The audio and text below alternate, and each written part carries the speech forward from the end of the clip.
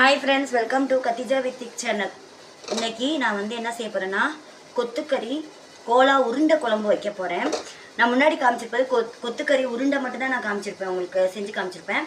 இப்போ கொத்துக்கறி கோலா உருண்டை குழம்பு வைக்க போகிறேன். வாங்க எப்படி செய்யறதுன்னு பார்க்கலாம். கொத்துக்கறி கோலா உருண்டைக்கு கோலா உருண்டை வறுத்த எண்ணெய் இருந்துச்சு. நான் அதையே கொஞ்சம் அப்படியே ஃபில்டர் பண்ணி ஊற்றிக்கலாம். ஏன் அதை வேஸ்ட் பண்ணிக்கிட்டு ஊற்றியாச்சு. இதோட சேர்த்து நல்லெண்ணெயை ஆட் பண்ணிக்கலாம். வேஸ்ட் பண்ணக்கூடாதுல்ல, அதுக்காக தான். நல்லெண்ணெய் ஒரு 2 கரண்டி ஊற்றிட்டு இதில் என்ன போட்டு தாளிக்க போகிறேன்னு பார்த்துக்கோங்க. கொஞ்சோண்டு கொத்துக்கறி எடுத்து வச்சுருக்கேன் ஃப்ரெண்ட்ஸ். இதை கொஞ்சம் அப்படியே போட்டுருங்க. சும்மா ஒன்றுமே வதக்கெல்லாம் ஒன்றும் செய்யலை. நம்ம கொத்துக்கறி அரைச்சி எல்லாம் மசாலாலாம் கலந்துருப்போம்ல, அந்த இது கொஞ்சம் எடுத்து போட்டுக்கிட்டேன். வெங்காயம், பெரிய வெங்காயம் 2 வெங்காயத்தை நீல வாக்கில் நறுக்கி போட்டுக்கோங்க. இது நல்லா வதங்கட்டும். நல்லா வதங்கினதுக்கப்புறம் அடுத்தது நம்ம சேர்க்கலாம். நீங்கள் ஒவ்வொருத்தரும் ஒவ்வொரு மாதிரி கொத்துக்கறி கோலா உருண்டை குழம்பு செய்வாங்க. ஏன் மெத்தட் வேறு மாதிரி இருக்கும். சில பேர் முட்டையெல்லாம் போட்டு செய்கிறதா நான் சொல்லியிருக்காங்க என்கிட்ட. நான் அப்போல்லாம் செய்ய மாட்டேன். நான் முன்னாடியே உங்கள்கிட்ட சொல்லியிருக்கேன்ல, மசாலா அரைச்சி வச்சுருப்பேன் அப்படின்னு. அந்த மசாலா தாங்க இதில் போட்டு கொத்துக்கறி போட்டு பிசைஞ்சு வச்சுருப்பேன். நான் முன்னாடி உள்ள சேனலில் முன்னாடி உள்ள விலாகில் நான் உங்களுக்கு போட்டிருப்பேன். கொத்துக்கறி கோலா உருண்டை எப்படி ப்ரிப்பேர் பண்ணி வைக்கிறதுன்னு. இந்த மசாலா தாங்க. இந்த மசாலாவும் கொத்துக்கறியை ஒரு தடவை நான் மிக்சியில் ஓட விட்டுப்பாங்க. கொத்தி தான் வாங்கிட்டு வந்திருப்பாங்க. இருந்தாலும் நான் ஒரு தடவை மிக்சியில் ஓட விட்டுறது. ஓட விட்டு இதை போட்டு கொத்தமல்லி தழை போட்டுருவேன். அவ்வளோதான். வேறு மிளகாத்தூள் கொத்தமல்லி தூள்லாம் சேர்க்க மாட்டேன். கொத்தமல்லி தழை மட்டும்தான் போடுவேன். அப்படி போட்டு செஞ்சாலும் அந்த ஃப்ளேவருக்கு நல்லாயிருக்கும். கொத்தமல்லி தூள் மிளகாத்தூள்லாம் போட்டிங்கன்னா அந்த ஃப்ளேவரே எடுத்துருது. அதனால் நான் போட மாட்டேன். இங்கே பார்த்தீங்களா, இது என்னது 90%லாம் வேகக்கூடாது. ஒரு 50% வெந்தாலே போதும்.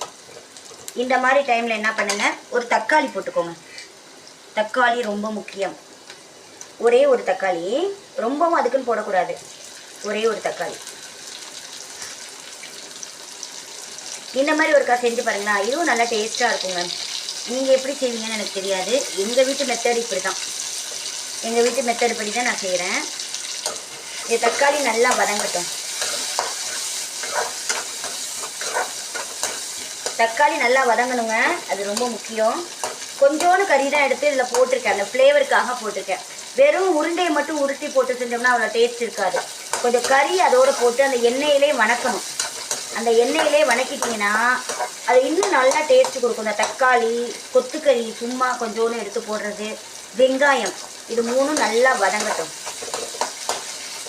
நல்லா வதங்கட்டும் ஃப்ரெண்ட்ஸ். இப்போ குழம்புக்கு தேவையான அளவு மசாலா சேர்த்துக்கோங்க. எந்த அளவு குழம்பு வைக்கிறீங்களோ அந்த அளவுக்கு மசாலா.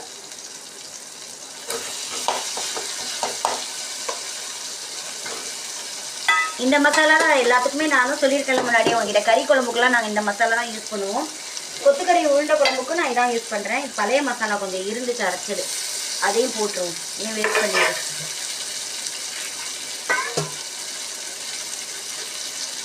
இது ரொம்ப ரொம்ப டேஸ்டாக இருக்கும் இந்த குழம்பு. இந்த மசாலா நல்லா பச்சை வாசனை போகிற வரைக்கும் நல்லா கிண்டிக்கோங்க. பச்சை வாசனை போகணும், அதான் முக்கியம்.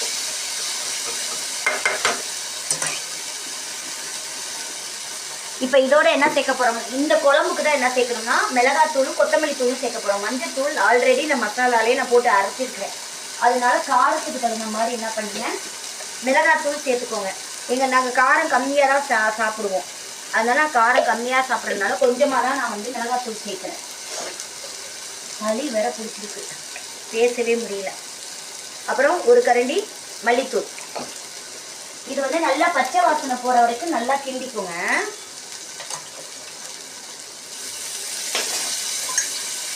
நல்லா பச்சை வாசனை போகிற வரைக்கும் கிண்டிடுங்க.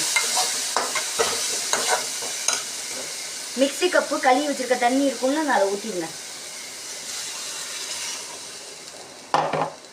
நம்ம குழம்பு தானே செய்ய போகிறோம், அதனால தான். இந்த தண்ணி அதாவது நல்லா மலமலன்னு கொதிக்கணுங்க. அந்த மாதிரி கொதிச்சு வந்ததுக்கப்புறம் நான் கொத்துக்கறி கோலா உருண்டை குழம்புல உருளைக்கிழங்கு சேர்ப்போம். உருளைக்கிழங்கு ரொம்ப பிடிக்கும். இந்த உருண்டை குழம்புல உருளைக்கிழங்கு மட்டும்தான் நான் போடுவேன். வேறு எந்த காயும் போட மாட்டேன். இது நல்லா கொதிச்சு வரட்டும். ஓகேங்களா, கொதிச்சு வந்ததுக்கப்புறம் பார்ப்போம். இங்கே பாருங்கள், நல்லா கொதிச்சு வருது. இந்த மாதிரி டைமில் என்ன பண்ணுங்கள், உருளைக்கிழங்கு சேர்த்துருங்க. முதல்ல உருளைக்கிழங்கு தான் சேர்க்கணும். ஏன்னா நான் கொத்துக்கறி கோலா உருண்டைக்கு வந்து உருண்டை வந்து நான் பொரிச்சு வச்சுட்டேன். இங்கே பார்த்தீங்களா, உருண்டையை பொரிச்சு வச்சுட்டேன். அதனால இதில் இப்போ போட வேண்டிய அவசியம் இல்லை. உருளைக்கிழங்கு வந்ததுக்கப்புறம் தான் நம்ம போட போகிறோம். இதில் உருளைக்கிழங்கு போட்டு வேக வச்சுருங்க. கறி குழம்புக்கு உருளைக்கிழங்கு போட்டால் தாங்க டேஸ்ட்டு. அது எதாக இருந்தாலும் சரி, கறி குழம்பா வச்சாலும் சரி, கோலா உருண்டை குழம்பு வச்சாலும் சரி, உருளைக்கிழங்கு போட்டு இங்கே பாருங்கள் நல்லா கொதிச்சுக்கிட்டு இருக்கு. என்ன இருந்தாலும் கறி குழம்புலையா இருந்தாலும் சரி, கொத்துக்கறி கோலா உருண்டை குழம்புலையா இருந்தாலும் சரிங்க, இந்த உருளைக்கிழங்கு போட்டால் தான் நமக்கு வந்து ஒரு ஃபுல்ஃபில்லே கிடைக்குதுன்னு நான் சொல்லுவேன். அப்போ தான் நல்லாயிருக்கும். அந்த டேஸ்ட் அப்படி இருக்குங்க நம்ம சாப்பிட்றதுக்கு. போட்டாச்சு. இப்போ இதுக்கு தேவையான அளவு உப்பு போட்டுக்கலாம். குழம்புக்கு தேவையான அளவு உப்பு சேர்த்துக்கலாம். தேவையான அளவு உப்பு போட்டிருக்கேங்க. பத்தலைலாம் நம்ம அப்புறமா போட்டுக்கலாம். ஓகேங்களா? நல்லா கொதிச்சு கிழங்கு வேகட்டும். அதுதான் முக்கியம். அதுக்கு உருளைக்கிழங்கு நல்லா வெந்துருச்சுங்க. இப்போ நம்ம பொரிச்சு வச்சுருக்கிறோம்ல, இந்த உருண்டையை இதில் போட்டுருங்க. இதான் கொத்துக்கறி கோலா உருண்டை குழம்பு எங்கள் வீட்டு ஸ்டைலில். ஓகேங்களா? இன்னும் இருக்குது ஃபைனல் டச்சிங்களா? இன்னும் ஃபைனல் இருக்குது. இதோடு முடிஞ்சிடல. போட்டாச்சா? போட்டுட்டு நல்லா கிளறி விட்டுக்கோங்க. காரம் வந்து நல்லா சாப்பிடுவீங்கன்னா வந்து நீங்கள் கொஞ்சம் மிளகாத்தூள் கூட போட்டுக்கோங்க.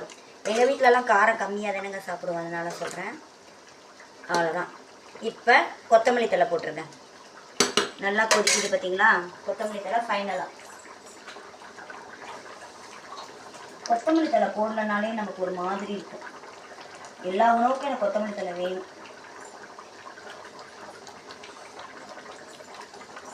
ரொம்ப டேஸ்டான உங்களுக்கு கொத்துக்கறி கோலா உருண்டை குழம்பு இன்றைக்கி எங்கள் வீட்டில்.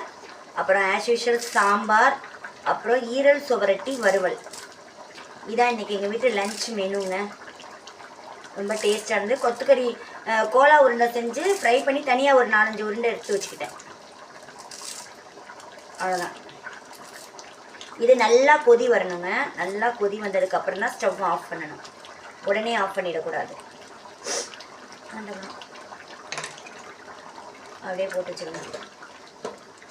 இது நைட் ஆனிங்கன்னா எல்லா குழம்பையும் இந்த கொத்துக்கறி கோலா உருண்டை இருக்குது பார்த்தீங்களா, அப்படியே குடிச்சிடும். அப்புறமா மறுபடியும் தண்ணி சேர்த்து தான் நான் சூடு பண்ணுவேன் நைட்டில்.